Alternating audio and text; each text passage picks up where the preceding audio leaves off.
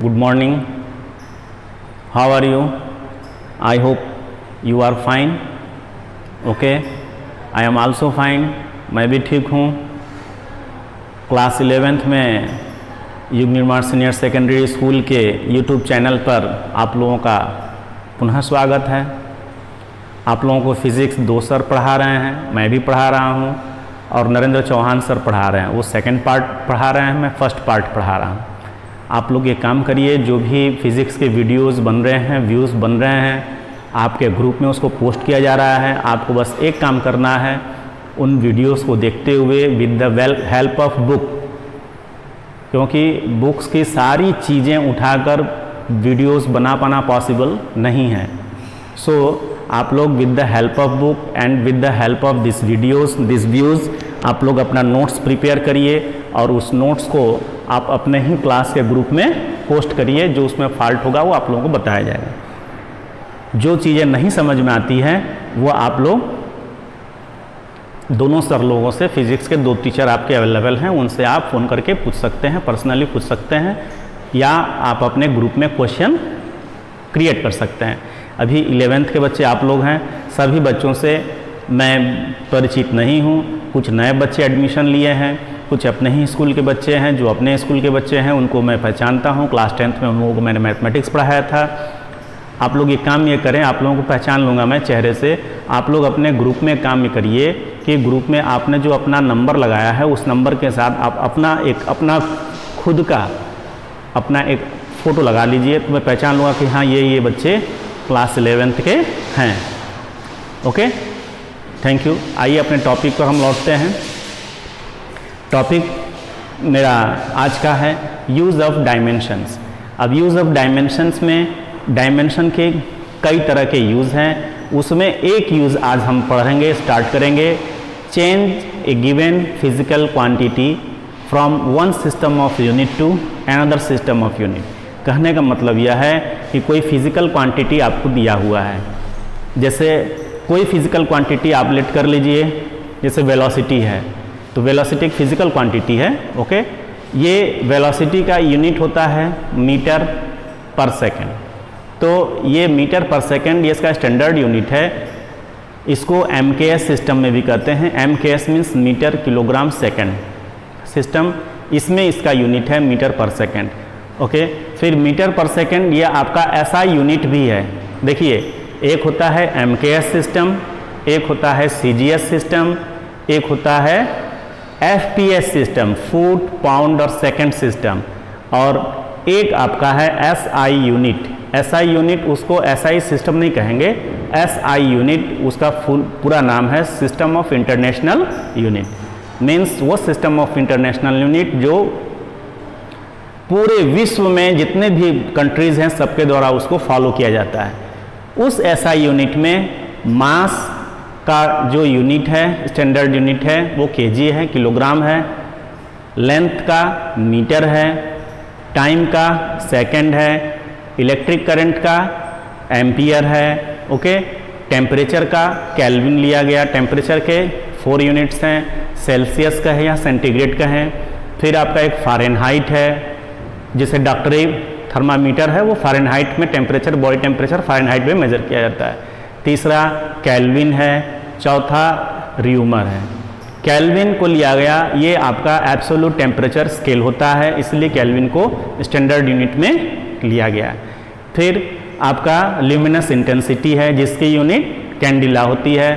फिर quantity of matter बोलें या substance of mass of substance बोलें. ओके, इसका यूनिट होता है मोल.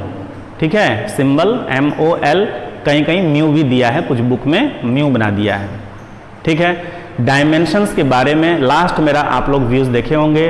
उसमें डायमेंशन कैसे फाइंड करते हैं, और डायमेंशन को हमेशा हम MLT के फॉर्म में ही लिखते हैं. कोई भी फिजिकल क्वांटिटी हो उसका डायमेंशन MLT में ही लिखेंगे.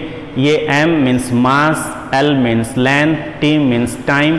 ये 3 आपके मैकेनिक्स के फील्ड से लिया गया है. फिजिक्स का एक फील्ड है मैकेनिक्स, तो ये मैकेनिक्स से लिए गए हैं. MLT के फॉर्म में ही हम डायमेंशन को लिखते हैं, डायमेंशनल फार्मूला लिखते हैं. और डायमेंशंस जो है, वाटर डायमेंशन जिसका डेफिनेशन मैं लास्ट क्लास में बताया था, व्हेन वी रिप्रेजेंट और when we show a derived quantity in the term of fundamental quantity, then the power raised on the fundamental quantities are termed as dimension of that derived quantity. आई बात समझ में? जैसे कहने का मतलब यह है, जब किसी डिराइव्ड क्वांटिटी को, अब व्हाट इज डिराइव्ड क्वांटिटी ये भी आप पढ़े हैं। डिराइव्ड क्वांटिटी जिन्हें डिनोट करने के लिए, जिन्हें रिप्रेजेंट करने के लिए, जिन्हें दर्शाने के लिए, जिनके एक्सप्रेशन के लिए हमें फंडामेंटल क्वांटिटीज़ पर डिपेंड रहना पड़ता है। छोटा सा एग्जाम्पल ले लीजिए, एरिया या वॉल्यूम।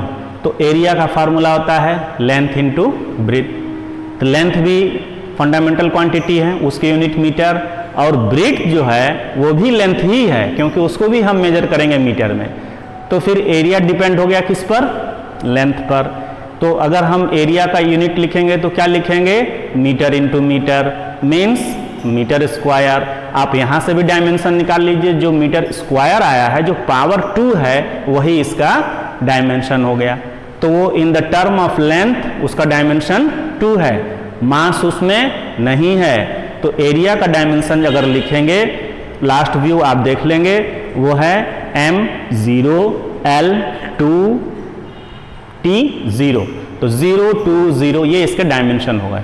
ओके, आज हम पढ़ेंगे, मेरा टॉपिक है यूज ऑफ डायमेंशन में change one system of unit to another system of unit. आप ध्यान सुन लीजिए, एक फिजिकल क्वांटिटी अगर हम लें, कोई फिजिकल क्वांटिटी लें, तो उसके दो पार्ट होते हैं। Q stands for quantity, physical quantity को Q से डिनोट करते हैं, and this Q equal to unit into number means numeral value. जैसे आप कोई फिजिकल क्वांटिटी ले लीजिए, मास। मास जैसे मान लीजिए कोई आप ऑब्जेक्ट ले रहे हो 5 kg, मैंने बोला उसका मास क्या है? 5 kg। तो 5 वो नंबर हो गया और kg उसकी यूनिट हो गई। तो दो पार्ट हुआ ना, एक नंबर है 5 और एक उसकी यूनिट हो गई kg। तो फिजिकल क्वांटिटी के कितने पार्ट हो गए? 2, numeral value n and unit u। Okay, अगर आप उसको छोटी यूनिट में बदलेंगे, ग्राम में बदलें, जैसे आप थैला लेकर मार्केट गए, आप 5 किलो आलू खरीद लिए तो 5 kg हो गया। अगर हम उसको कहें 5000 ग्राम, तो क्या 5000 ग्राम उससे अधिक हो जाएगा?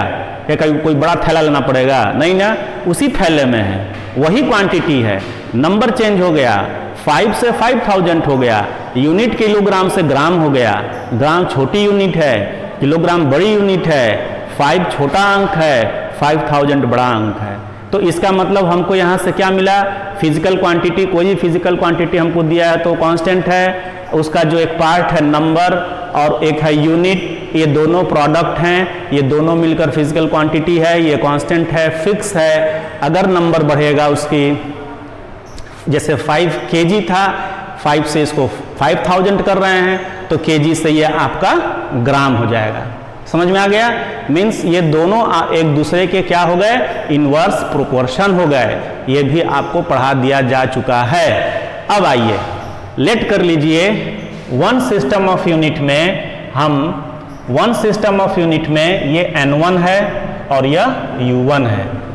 तो हम लिख लें, शॉर्ट में ही समझाएंगे, बोर्ड पर सारा कुछ लिखना पॉसिबल नहीं है, कि ये physical quantity in one system of unit, its number is n1 and unit is u1, and another system of unit let कर लीजिए वो 2 है। अनदर सिस्टम ऑफ यूनिट में ये नंबर आपका 2 हो गया और यूनिट u2 है, n2 है, u2 है। या here 1 and 2, what is 1 and 2? 1 and 2 stands for the one system of unit and second system of unit। ये सिस्टम ऑफ यूनिट को बता रहा है, 1 2 इनके सफिक्स लगे हुए हैं। ओके, अब देखिए, आप यहां से लीजिए, n1 u1 is equal to n2 u2। ये मैंने लिखा N1 U1 equal to N2 U2, क्योंकि ये दोनों वही फिजिकल क्वांटिटी हैं। फॉर एग्जाम्पल 5 kg 5000 ग्राम, दोनों एक ही ना हुए, 5 किलो ही ना कहेंगे, एक पसेरी, तो चेंज नहीं होगा। आइए अब देखा जाए। अब U1 जो है यूनिट है, और यूनिट को ही हम MLT में लिखते हैं। किस में लिखते हैं? MLT। और हम लिख सकते हैं N1, U1 को लिखें M1 L1 T1, इसको ऐसे बॉक्स में बंद कर दिया। इधर लिखा N2 और U2 को लिखो M2 L2 T2। इसमें कोई शक नहीं होना चाहिए, क्योंकि यूनिट ही उसी यूनिट को हम डायमेंशनल फार्मूला में चेंज करते हैं। ओके, तो ये जो 1 यहाँ पर जो लगा हुआ है means first system of unit, and it is the second system of unit. तो फर्स्ट सिस्टम ऑफ यूनिट में 1 1 1 लगे हैं, सेकंड सिस्टम ऑफ यूनिट में 2 2 लगे हैं। आइए अब देखें, लेट कर लें जो ये फिजिकल क्वांटिटी है उसमें मास कितनी बार है, मास कितनी टाइम्स इंक्लूड है। तो हम लेट कर लें कि मास a बार इंक्लूड है, मास का पावर a है, तो यहाँ भी मास a टाइम्स ही होंगे। ऐसा नहीं कि ये a हो और इसका नंबर कुछ और हो। मीन्स अगर ये kg है तो ये ग्राम है, यहाँ kg पावर 1 है तो उसको चेंज करेंगे तो वो ग्राम पावर भी 1 होगा। ये पावर की बात है। L1 b टाइम्स है, यहाँ L2 भी b टाइम्स होगा। T1 c टाइम्स है, c बार है, पावर c है, यहाँ T2 भी c होगा। आपको यह वैल्यू दिया हुआ है, N1 आपको नोन है, ज्ञात है, N2 मान लीजिए अननोन है। Means N1 is given, late कर लीजिए N1 is given and N2 is unknown, N2 is unknown, अज्ञात है। आपको यही N1 निकालना है, आपको N2 फाइंड करना है। तो आप क्या करें, यहां से N2 इक्वल टू क्या लिखेंगे, N2 इक्वल टू क्या लिखेंगे, यहाँ मल्टीप्लाई है तो इस बॉक्स को लाएंगे, यहाँ डिवाइड कर लेंगे, तो ये हो गया N1, ये डिवीजन लगा दीजिए, यहाँ ये डिवाइड हो गया तो ये हो गया M2 power A, L2 power B, T2 power C, यहाँ हो गया M1 power A, L1 power B और T1 पावर C। इसको ऐसे आप लिख सकते हैं। अगर ऐसे नहीं लिखना चाहते हैं यहीं से लिखिए, इसको ऐसे रहने दीजिए, बाद में इसको हम एडजस्ट करते हैं, इसको ऐसे रहने दीजिए। यह है। अब देखिए यहाँ बीच में मल्टीप्लाई है, यहाँ भी मल्टीप्लाई है, इसका पावर a, यहाँ भी पावर a, तो इन दोनों को एक बॉक्स में कर लें, इन्हें भी एक बॉक्स में कर लें, इन्हें भी अलग एक बॉक्स में कर लें, और इधर आपका इक्वल टू है, मीन्स N2 इक्वल टू ये। इसके बाद मैं यहाँ लिख रहा हूँ, और मैं ये लिख सकता हूँ N2 इक्वल टू N1। अब मैं क्या लिख रहा हूँ, समझें इसको। मैं यहाँ ये लिखा M1 upon M2 whole power A, क्योंकि ये पावर M1 का भी है, यही पावर M2 का भी है। फिर L1 अपान L2 होल पावर B, फिर आपका T बचे हैं T1 अपान T2 होल पावर C।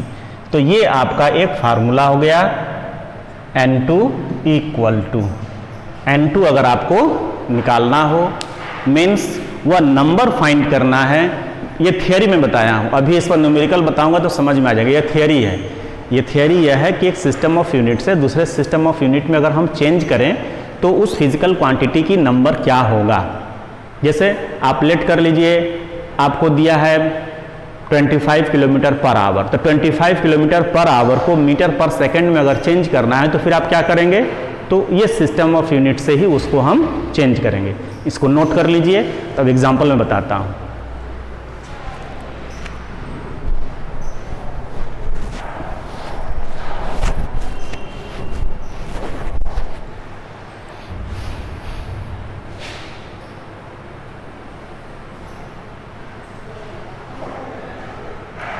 आइए अब इस पर एक एग्जाम्पल देखा जाए,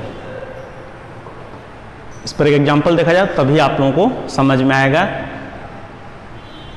ये टॉपिक।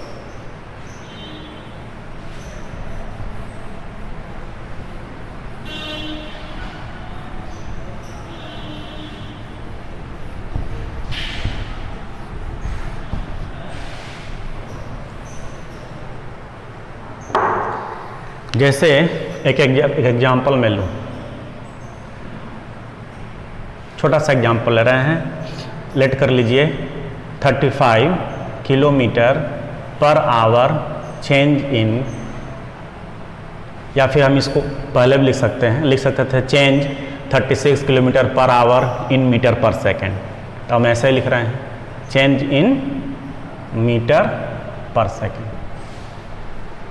तो ये तो आप लोग जानते हैं, ये आप लोग पढ़े हैं 36 किलोमीटर पर आवर को मीटर पर सेकेंड